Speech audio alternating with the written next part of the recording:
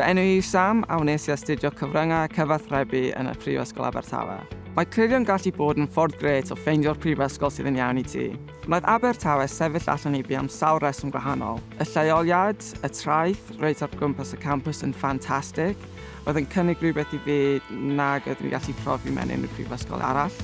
O'n i'n gwybod o fi eisiau astudio cyfryngau cyfathrebu a oedd y cwrs yma yn cynnig popeth o fi'n chwilio amdano.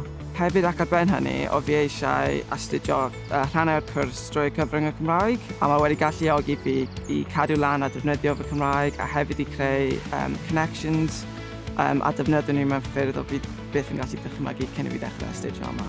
Bydd bynnag o'r sefyllfa, mae'n bwysig cael y teimlad cartrefol cychwyn cyntaf. Pryd wnes I ymweld â'r prifysgol, wnes I cael y teimlad yna'n syth.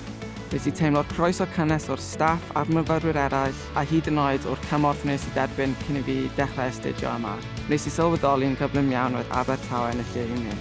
Y cyngor allai I roi rhywun sydd yn dod trwy Glirio yw I beidio panico. Mae yna llefydd ar y cyrsiau a mae pawb yma mor gyfeillgar.